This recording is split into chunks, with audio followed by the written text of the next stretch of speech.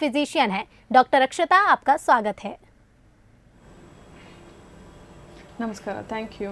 तो आज हम जिस विषय पर बात करने वाले हैं वो है किडनी। किडनी के बारे में हम जानेंगे कि किडनी का हमारे शरीर में क्या काम है, किडनी के रोग क्या होते हैं, उसके लक्षण क्या होते हैं और कौन से वो उपाय हैं या फिर कौन से वो बदलाव हैं जो हम अपने जीवन में करके किडनी के रोग से बच सकते हैं। सबसे पहले डॉक्टर अक्षता, मैं जानना चाहूँगी हमारे शरीर में किडनी क्या काम करती है और इससे जुड़े हुए रोग क्या क्या हैं।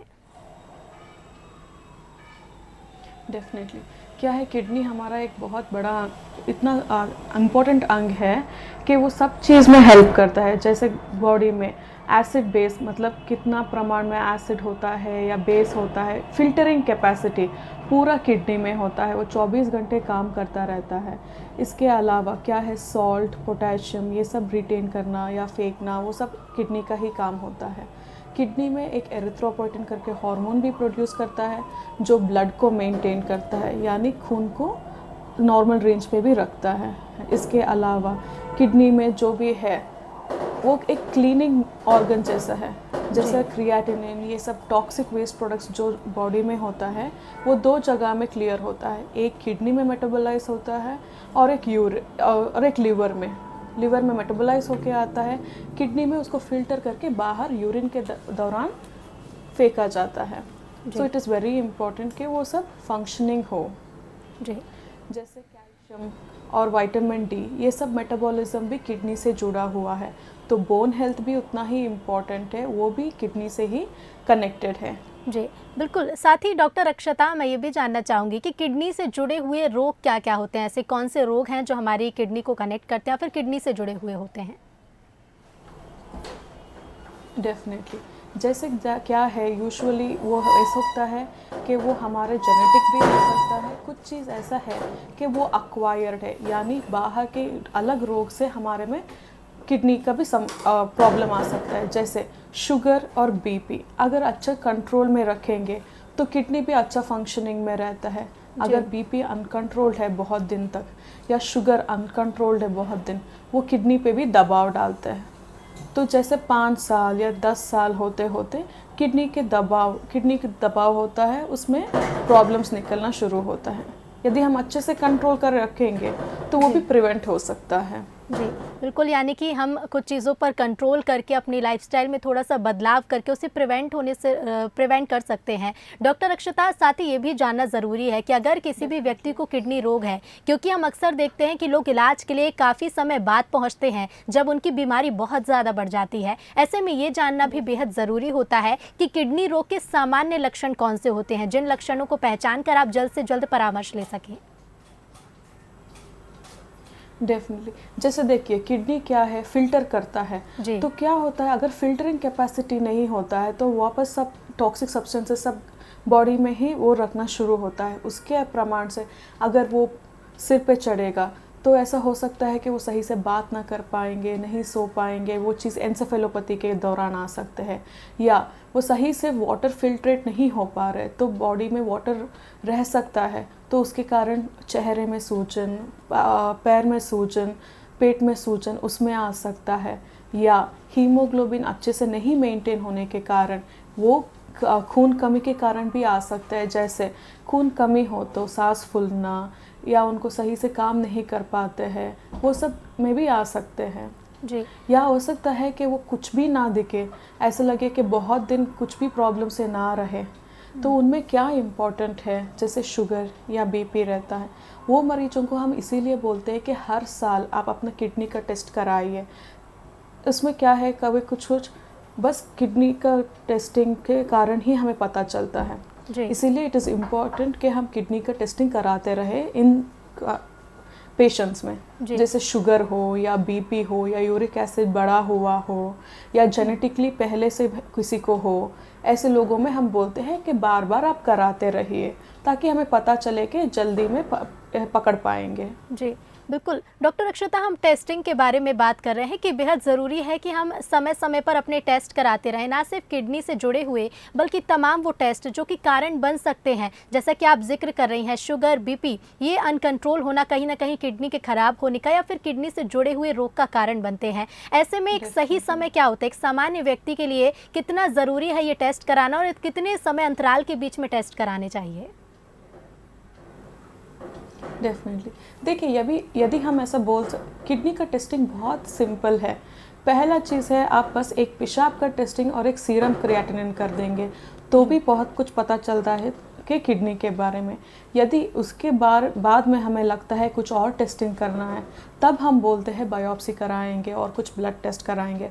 तो ये बहुत सिंपल है कि बस 2 टेस्टिंग के कारण हमें बहुत कुछ जानकारी मिल सकता है किडनी के बारे में। एक है सीरम क्रिएटिनिन, एक है यूरिन रूटीन। बस ये 2 बहुत इम्पॉर्टेंट है। जैसे पहली बार आते हैं कुछ प्रॉब्लम से, ये 2 टेस्टिंग काफ़ी हैं। हमारे में पेशेंट्स जैसे शुगर या बीपी, वो लोग आते रहते हैं, हम उनको हर साल कराते रहते हैं ताकि उनमें कुछ प्रॉब्लम है तो पता चल जाएगा। जी बिल्कुल, बेहद ज़रूरी है कि हम समय समय पर टेस्ट कराएं ताकि बीमारियों का समय पर पता चल सके और समय पर उनका इलाज भी हो सके। लेकिन डॉक्टर अक्षता, ये भी जानना ज़रूरी है, क्या ये बीमारी आनुवांशिक होती हैं? क्या किडनी से जुड़े हुए जो रोग होते हैं वो स्थायी होते हैं? नहीं, देखिए क्या है, किडनी का रोग हमेशा परमानेंट हो ऐसा ज़रूरी नहीं है। कुछ ऐसा होता है, जैसे हमें मान लीजिए अगर इन्फेक्शन के कारण पेशेंट आया है तो उनमें भी किडनी के दौरान दबाव पड़ा हो सकता है। उसमें क्या है, जैसे इन्फेक्शन हम ट्रीट कर लिए तो वो किडनी का वापस हो जाता है। जैसे मान लीजिए समर सीज़न में क्या है, डायरिया बीमारी, ये बहुत कॉमन है। उसमें भी बहुत पानी कम होने के बाद में शरीर में उसमें भी किडनी पे दबाव आता है, पर ये सब अक्यूट किडनी इंजरी करके हम बोलते हैं। ये सब रिवर्सिबल है, सही समय में उनका हम इलाज कर लेंगे तो ये सब वापस आते हैं।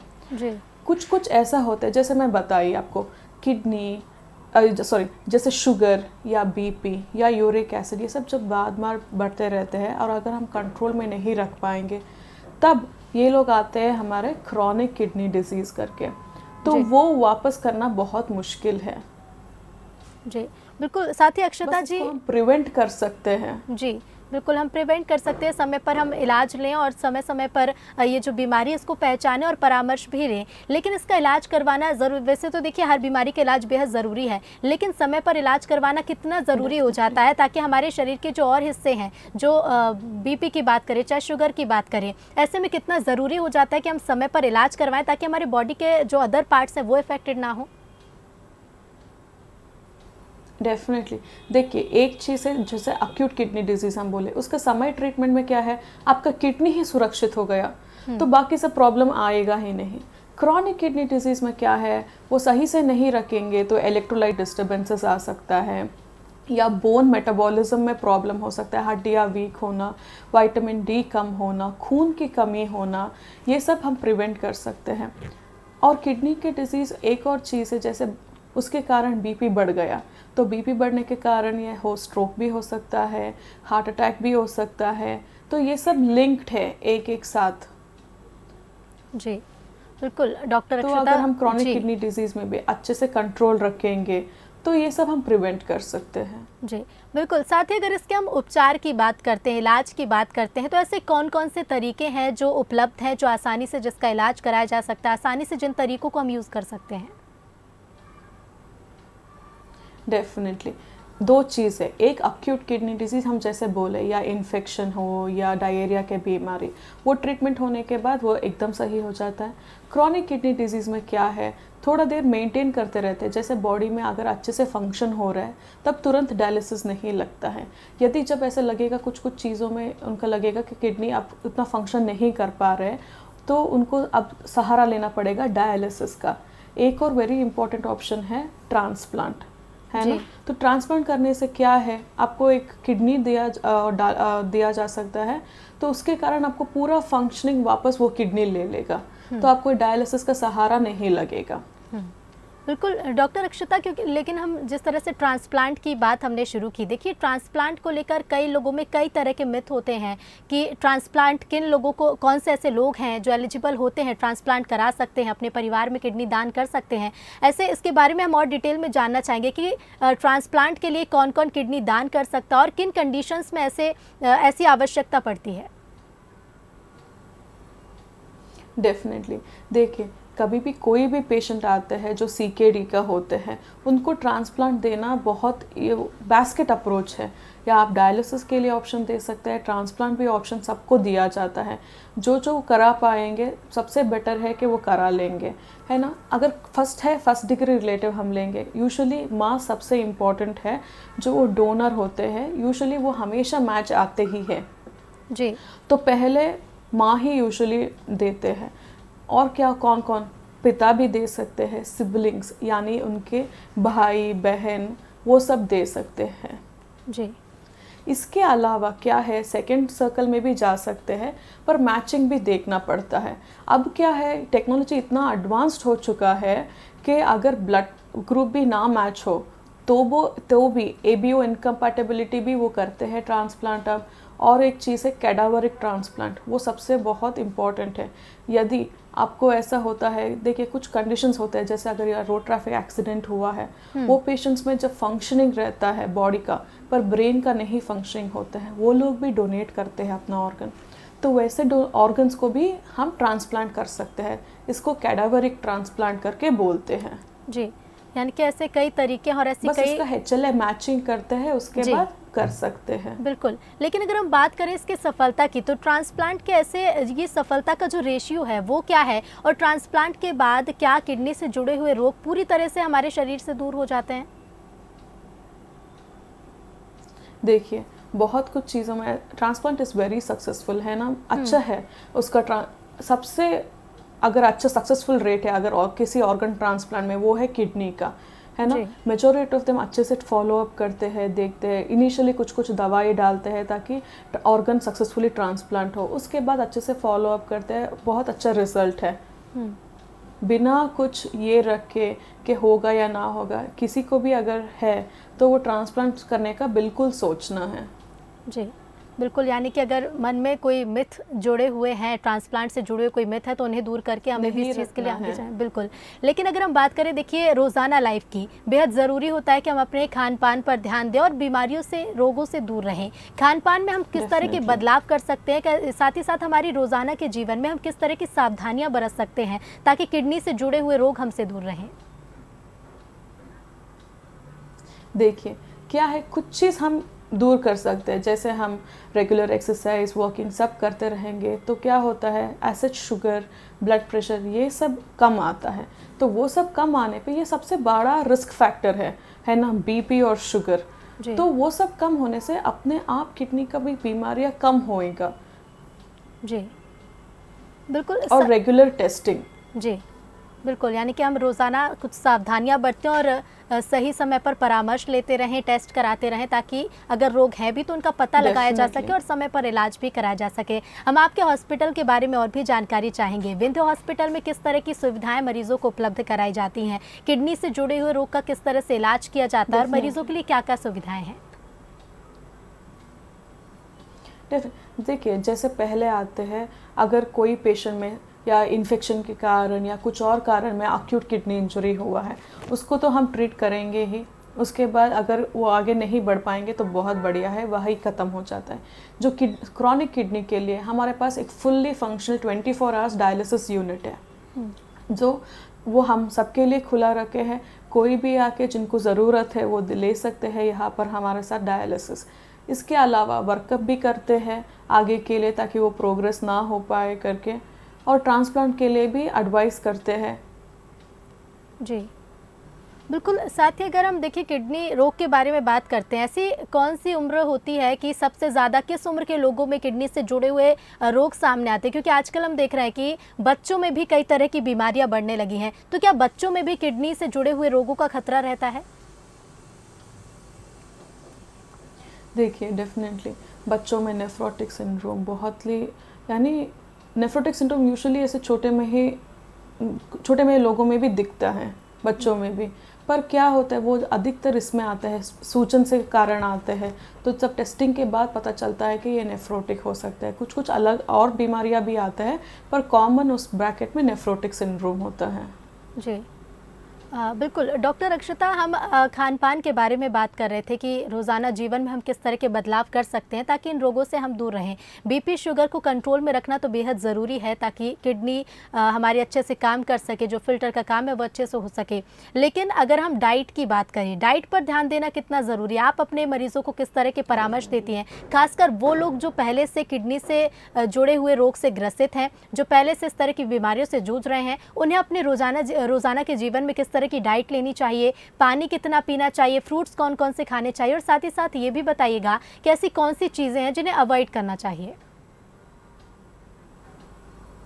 डेफिनेट देखिए, क्या होता है, हम जैसे किडनी पे ऑलरेडी पेशेंट डायलिसिस पे है, तो उनको हम रिस्ट्रिक्ट करते हैं कि दिन में 1 लीटर के अंदर वो ले पाए, क्योंकि खाने पीने के साथ भी पानी आता है।